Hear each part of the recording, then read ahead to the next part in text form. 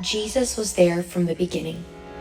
He is the Alpha and the Omega, the beginning and the end. There is nothing he does not know, and there is nothing he cannot do.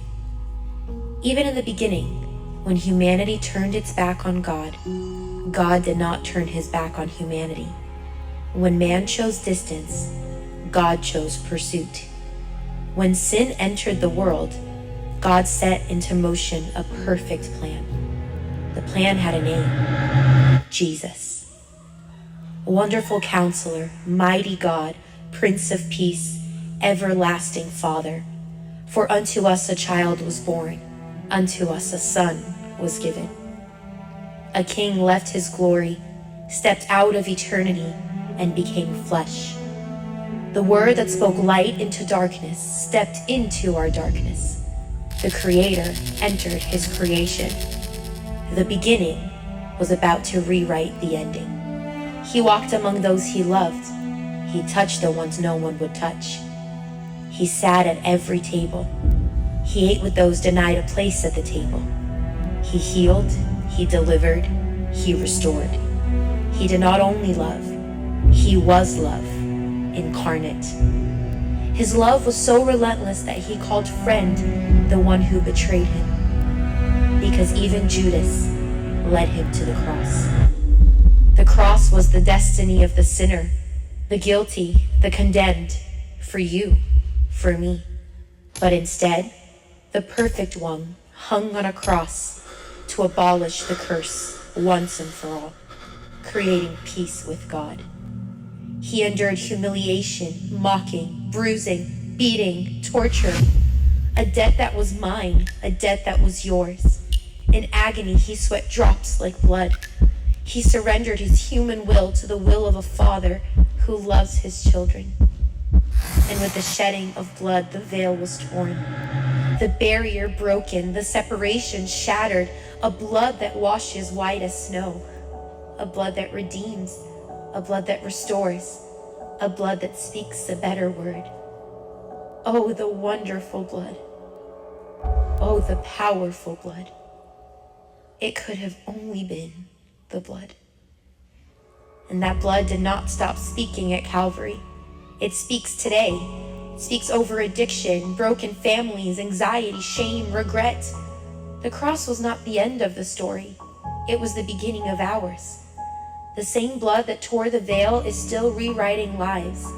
These are not stories from long ago. These are stories from right now. Because the blood still speaks.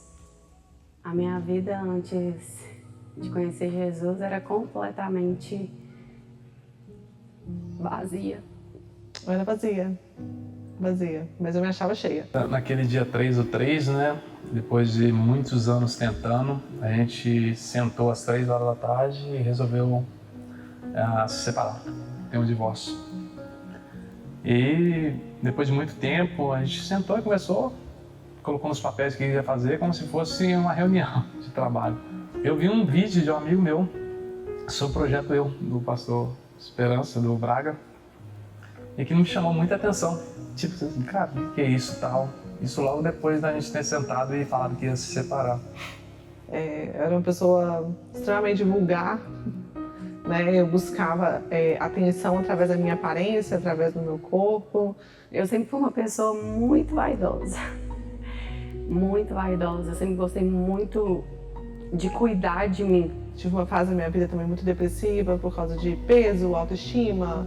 Eu me automutilava e eu consegui reverter esse quadro assim, de maneiras naturais, que foi emagrecendo e me tornando viciada em academia. Fiquei com um corpo perfeito, a aparência linda, maravilhosa, e para mim, onde um problema de depressão estava resolvido, um outro estava começando, né, que era um problema de luxúria, né. E aí às 7 horas da noite, quando começou a aula, até o último minuto alguma coisa ainda estava me chamando para não participar daquela aula, que eu tenho certeza que não era o inimigo, mas também Deus tinha certeza também que naquelas 7 horas o inimigo ia perder um deles. muita droga, festa, bebida. Então, uma vida muito vazia, né? Eu buscava preencher aquilo, mas eu nem sabia que aquilo, na verdade, era a falta de Deus, era a falta de Jesus. Eu iniciei minha vida sexual muito nova. Muito nova. Depois de velha, depois de muito tempo, eu tive noção que isso foi mas eu passei a vida toda achando que aquilo era culpa minha, porque eu estava numa festa, usando droga na hora errada, no lugar errado. Eu fui um dependente de uísque por mais de 20 anos. Somente uísque. Eu bebi, acabou de completar um ano sem uma gota de álcool na boca. Deus foi tão bom, tão generoso comigo que eu não tenho problema de entrar em um bar, em um restaurante, de ver o que eu bebia durante 20 anos. Não sinto mais vontade. Pelo contrário, a última vez eu estava olhando para a garrafa no restaurante e um amigo meu que é dono me conhece falou: você tá com saudade? Aí eu falei com ele: não, cara, eu tô tentando entender o porquê que eu bebi essa garrafa, porque eu não consigo ter na mente o porquê que eu bebia. Mas com o tempo, depois que eu conheci Jesus, eu entendi que aquele cuidado que eu gostava de ter comigo não era algo assim, simplesmente por cuidar. Era algo que eu queria aparecer. Era algo que eu sentia necessidade de ser a melhor, de ser melhor em tudo, pelo medo de as pessoas não me quiser por perto, pelo medo das pessoas me rejeitar. Naquele dia 3 às 7 horas da noite, eu renunciei à minha vida antiga. Renunciei completamente. Eu fui tão radical que hoje 100% da minha amizade hoje ela é nova. Algumas das pessoas que andavam comigo naquela época, pela honra e glória de Deus, também se converteram. Quando ele chegou, né, tudo mudou, tudo se fez. Eu vim com uma roupa que só Jesus na causa para ter misericórdia de mim. E aí eu falei com a minha cunhada assim, Sara, eu vou, mas olha a roupa que eu tenho, tá tudo bem? Ela tá assim, não, Mari, tá tudo bem, o importante é você ir. Teve uma hora que o pastor fez o clamor e perguntou, né? Quem que aceitaria, quem que aquela noite estava disposto a aceitar Jesus? E aí a Jussara falou que eu fui, e eu não me lembro, eu não consigo me lembrar, Deolina. A única coisa que eu lembro é que eu tava com um salto muito alto, falei assim com ela, Ju, eu acho que eu não vou porque o meu salto tá muito alto. E aí ela falou comigo assim, eu tiro o meu e vou com você. Eu comecei a frequentar uma igreja, convite de um amigo, eu morava na Flórida na época, perto da nossa casa.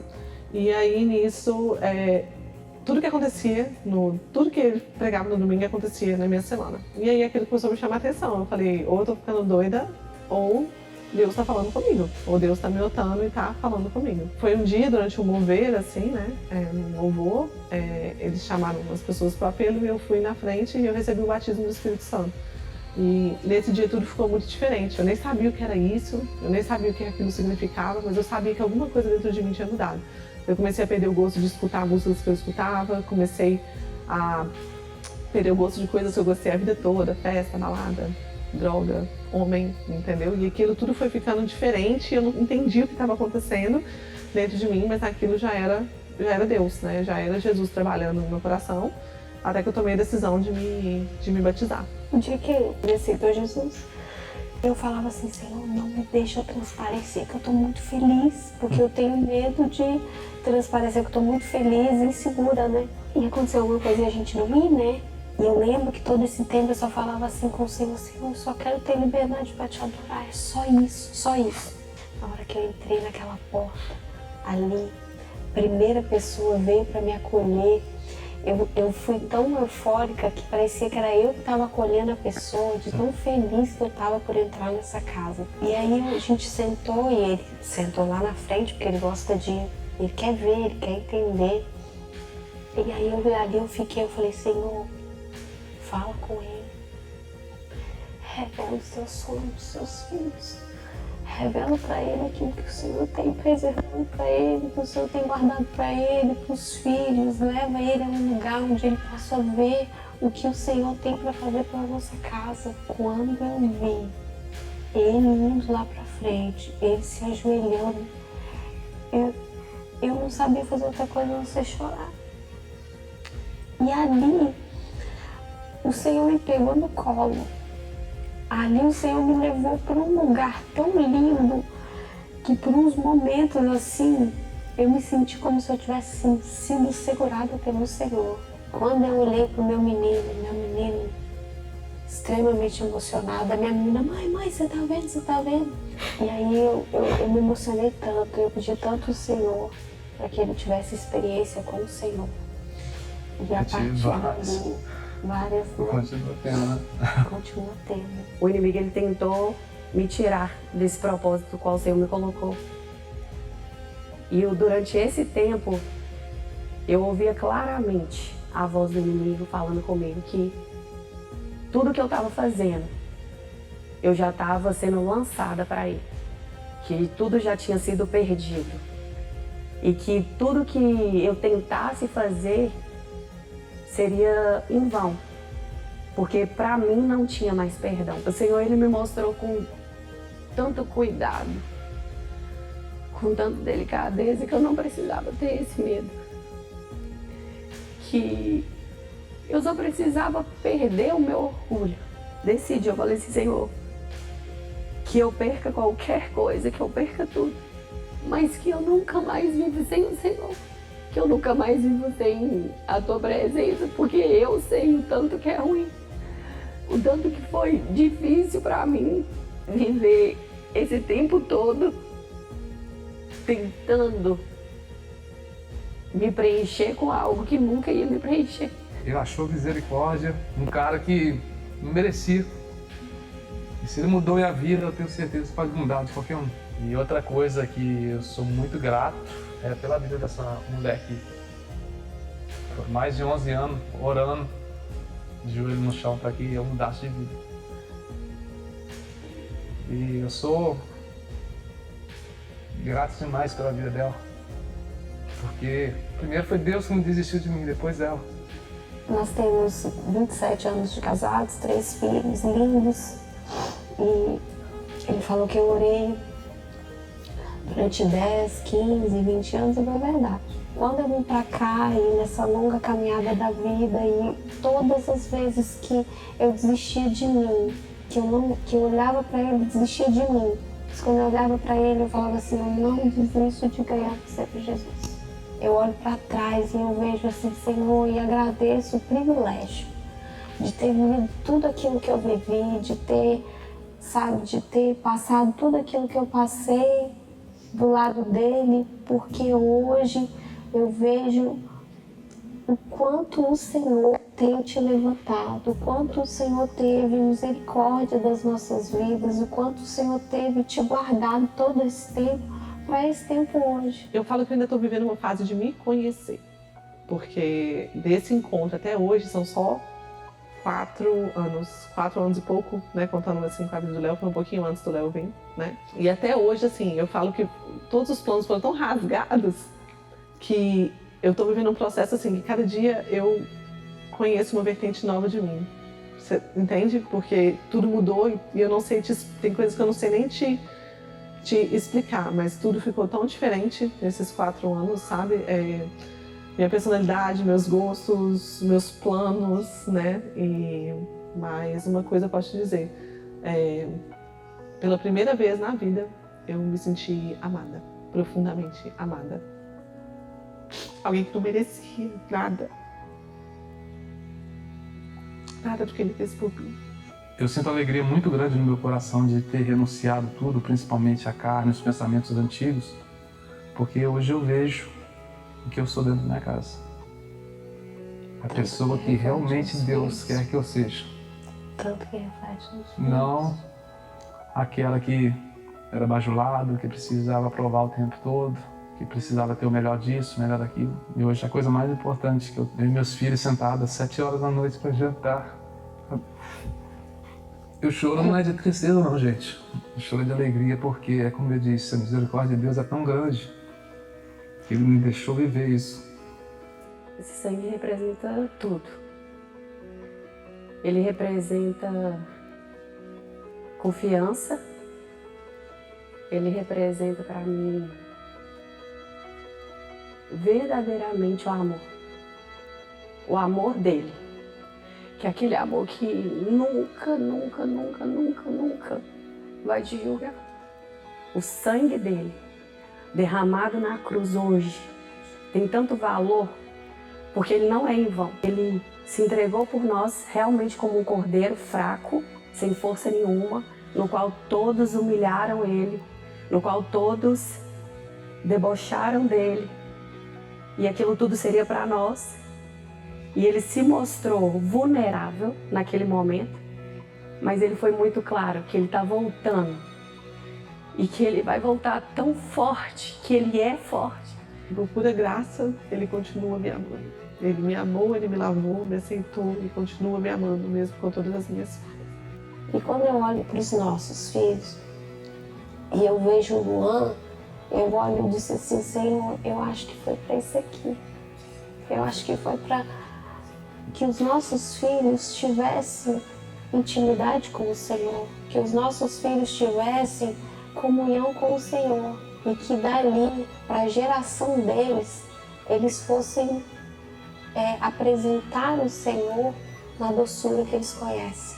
Eu olho para trás, não tem dor, não tem sofrimento, tem leveza. E eu me orgulho muito de você, de verdade. O Senhor tem levantado um homem de Deus para minha casa. Nem nos meus sonhos, nem nas minhas orações, eu imaginei que o Senhor ia ressignificar aquele homem do mundo para esse homem hoje. Graça, porque nunca foi sobre merecimento, mas sobre graça. Essa é a maior revelação do sangue de Cristo. A gente não merece ser lavado pelo sangue, mas mesmo assim, Ele nos lava todos os dias e continua nos lavando. Ele continua nos dando uma nova chance, continua nos reconstruindo, nos quebrando e montando de novo. E é graça, é a maior revelação do sangue de Cristo. Realmente, o sangue de Jesus, ele liberta, ele cura, ele tira as correntes, ele tira as escamas dos olhos, ele tampões dos ouvidos. O sangue de Jesus mudou a minha vida. O sangue de Jesus literalmente mudou a minha vida. O sangue de Jesus Mudou as nossas vidas. mudou minha vida.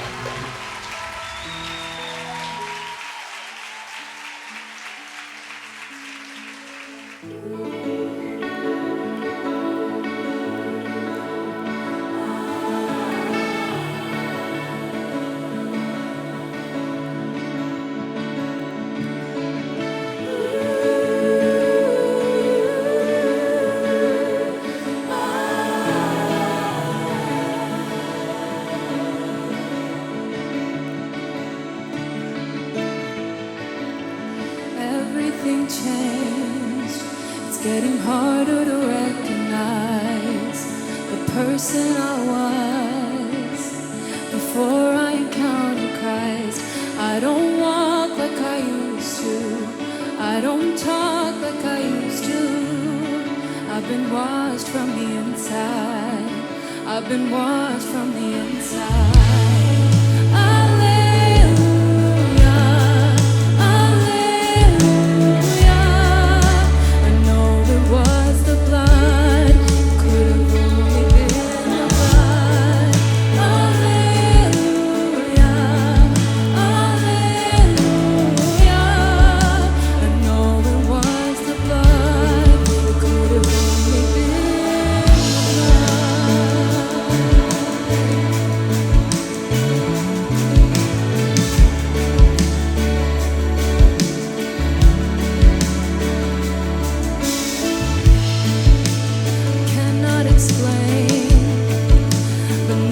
More real than this, in the presence of God. Oh, what my heart experienced when my shame hit the wayside and my sin met the Most High. I've been washed from the inside.